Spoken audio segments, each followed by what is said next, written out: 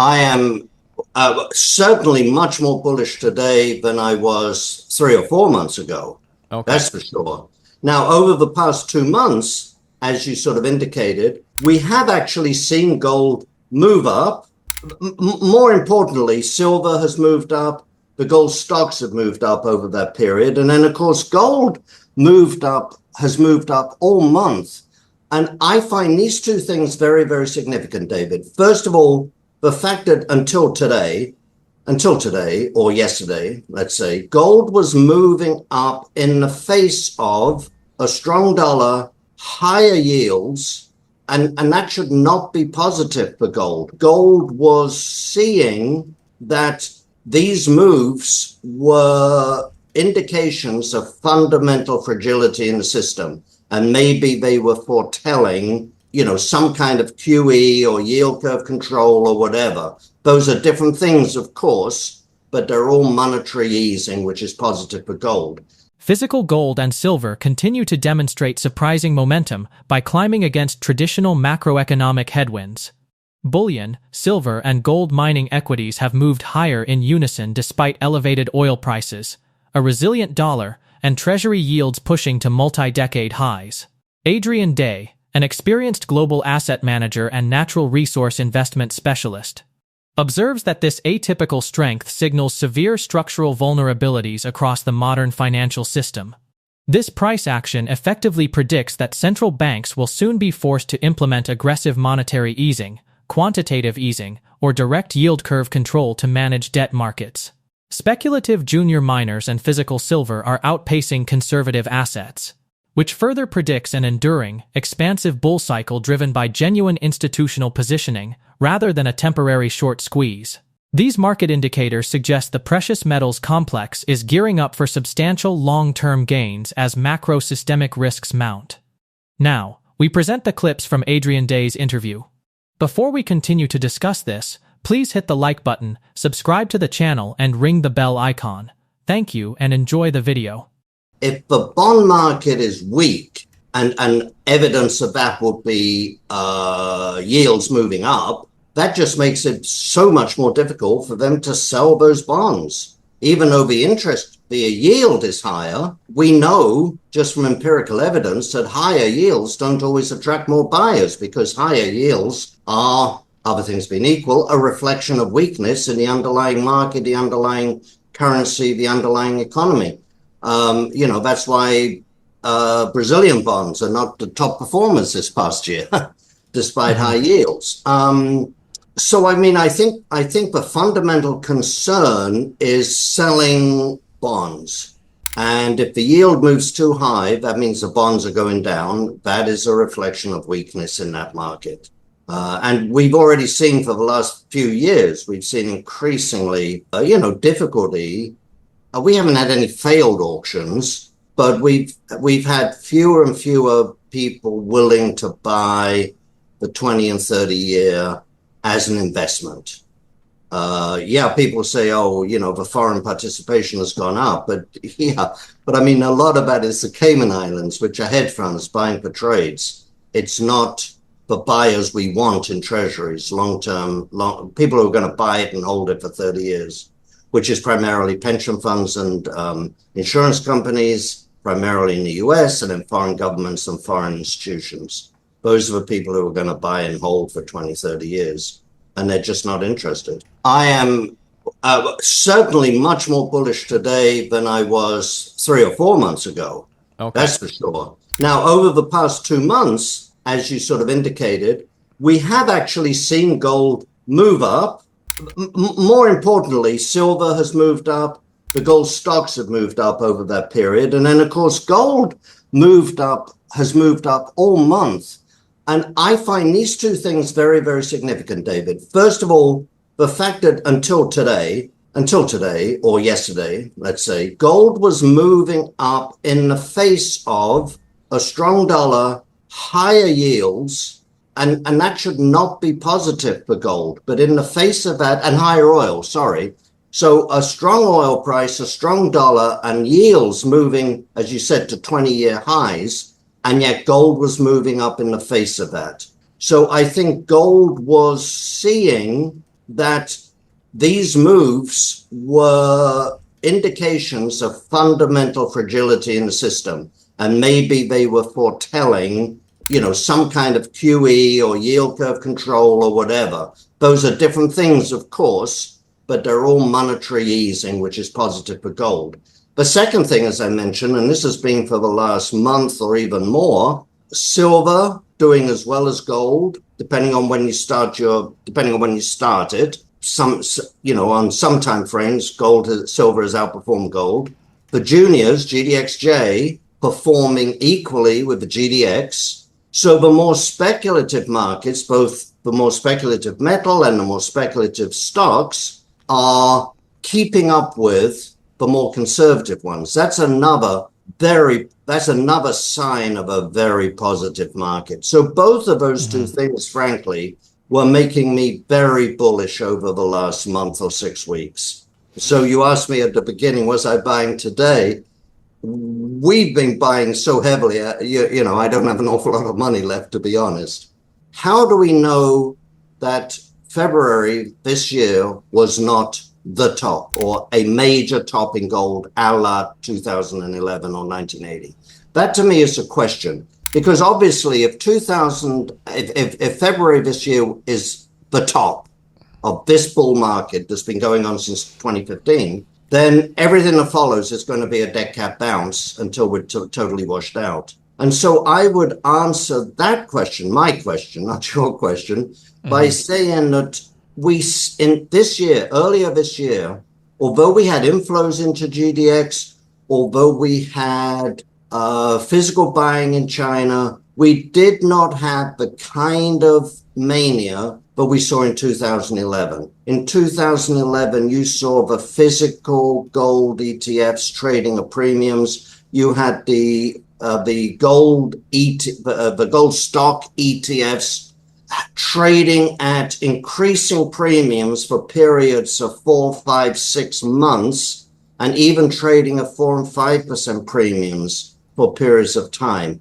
In December, January, February this year, although we had an inflow into the GDX, it was nowhere near that. And it was nowhere near a flood of money coming in. So again, we're seeing in the last week, we've seen huge inflows, a big jump in inflows into the GDX and GDXJ, big inflows. But go back 1 month, 2 months, 3 months, and it's fairly muted. This is not a flood of speculative money pouring into the market. So I don't think it was a top in January. Now, of course, if I'm wrong on that, I'm wrong on whether this is a dead cat bounce. But I don't think it was a top. There was no sign of the public participation and the speculative fervor, but always accompanies a major top in gold. Mounting sovereign bond yields reflect underlying currency stress and deteriorating demand across global debt markets. Long-term institutional mainstays, including pension funds and insurance companies, are increasingly stepping away from 20- and 30-year treasuries, leaving offshore trading accounts to absorb the supply during debt sales. Simultaneously, concerns that the precious metals sector has reached a terminal cyclical peak remain unfounded. Historical tops in 1980 and 2011 were defined by widespread retail hysteria, extreme public participation, and physical bullion ETFs trading at massive premiums for months. In comparison, current capital allocations into gold equities remain disciplined, measured, and largely subdued. Mainstream equities have kept generalist investors occupied, but as broader stock market indices begin to roll over, massive capital rotations into gold and hard assets will follow. Now, let's get back to the interview. I think the health or otherwise of the broad stock market is important. Now, as we've seen, both the broad stock market and the gold stocks can move up at the same time and frequently do. But I think one of the signals where you're going to start getting larger flows of retail and generalist money into the gold stock sector will be when the broad market turns over.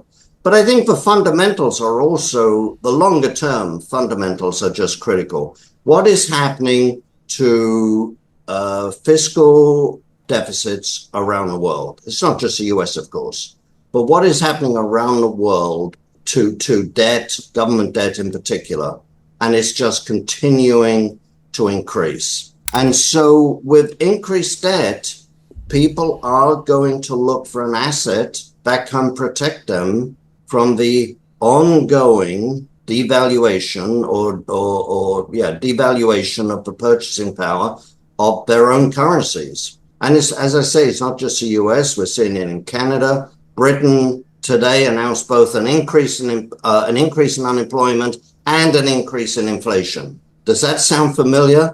It's the same story in a lot of the developed world. And the deficits are just they're not being tackled. They're not under control. And that's positive for gold. We also need to look at, on a monthly basis, we can look at what the central banks are doing and what other big buyers like Tether are doing. So far this year, I think the evidence is there was some selling in March with the war, with the conflict in Iran. But other than that, the evidence so far is that the central banks and Tether are just continuing to buy gold in increasing amounts. I'm not going to say this time is different. Yeah. But there are differences in this bull market over previous bull markets. And the major difference is that we had gold moving up meaningfully for years before the gold stocks even caught a bid. And even after they caught a bid, until last year, they did not exhibit any leverage. So it really is an unusual bull market, because typically from the day gold bottoms, you can count 2, 3, 4 months before the gold stocks start going up 2, 3, 4-fold over gold. That clearly was not the case this time around. Gold really bottomed, the end of 2015, I guess, and go all the way back then. But increasingly has been moving up since 2022. And the gold stocks really only started moving last year. So it's been an unusual circumstance. I'll be honest, I am very surprised that with the gold stocks having 9 consecutive quarters of increasing free cash flow, I am really surprised that more institutional investors have not noticed that and started paying attention. If you look at the gold stocks, as I say, I mean, the free cash flow has just been moving up dramatically, huge margins. Agnico, which is the second largest gold mining company, is it's the best of the big miners. So I'm picking an example that's favorable to my argument. But 1549 all-in sustaining costs with gold over 4,000, those are incredible and unprecedented margins. And then you look at the valuations of the stock, and on every metric you want to look at, they are closer to their long-term lows than they are certainly to their highs and even to their long-term averages. And so I am surprised, frankly, why more institutional investors and more generalist investors have not started paying attention. I think the answer to that is that the S&P continues to move up. And if you can, if you can make money just holding on to the S&P, that's certainly true for a lot of retail investors who maybe don't pay as much attention as institutional investors. And the other thing, frankly, David, is, as Oscar Wilde told us, there's people who know the price of everything and the value of nothing.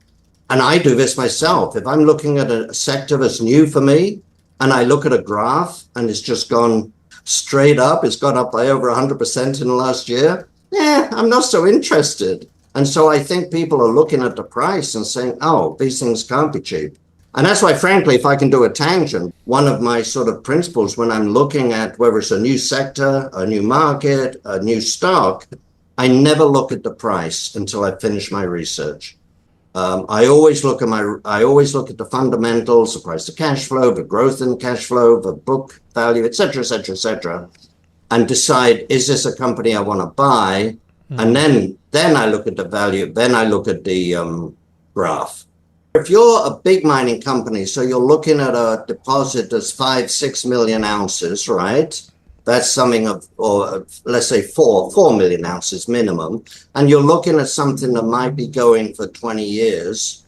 Well, what's happened last week and last month is really not particularly relevant to your decision whether or not you want to go ahead with that project. And remember, when you're doing the economics on a project and you make the decision to move ahead, even for a gold project, it's going to be, 3, 4, 5 years before you're producing, and then you've got another maybe 20 years on a really big project. So you're looking at what price assumption can I make over a quarter of a century, and so they have to be conservative. That's only reasonable. But your question was, what price would I use? I would certainly be using 3,000, which is more than virtually anyone I know of is using. A couple of things. One would be that the central banks just decide they're full up. We're full up, we're not buying anymore. That's number one. Number two, there would have to be crises of various types in the world, which means central banks and others would then start to use their gold for liquidity, as we saw in February, on a limited scale. And then the third and the most fundamental thing would be governments around the world would have to get their fiscal houses in order. Yeah. Now, there's no sign of that happening. At some point, we will reach a breaking point. At some point, we'll reach a breaking point where, long-term bonds of Britain or Germany or US don't sell. We'll reach a point where governments have to postpone repayment of debt. We're not there yet. We're a long way from there. So I think if governments were to get their fiscal houses in order, that would certainly change my mind on the price of gold. Unchecked government expenditures and structural fiscal deficits across Western economies are systematically eroding the purchasing power of fiat currencies. From North America to Europe, escalating public debt burdens and persistent stagflationary pressures have prompted central banks and sovereign buyers to accumulate physical bullion in steadily increasing amounts. At the same time, the precious metals mining sector presents an extraordinary fundamental valuation mismatch. Senior producers have generated 9 consecutive quarters of expanding free cash flow, capturing historic profit margins with all-in sustaining costs near $1,549 an ounce against historically elevated market prices. In spite of these robust balance sheets, mining equity valuations remain anchored near historical lows across price to cash flow, earnings, and book value multiples. Mining operations evaluating multi-decade reserve deposits require disciplined long-term project baselines around $3,000 per ounce to justify capital expenditure. Until governments bring fiscal accounts into balance or sovereign bond sales face outright failure, physical commodities and cash-generating mining equities remain essential hedges for wealth preservation. Share your thoughts about this interview in the comment section below. If you found this video helpful, please hit the like button, subscribe to the channel, and ring the bell icon. Thanks for watching.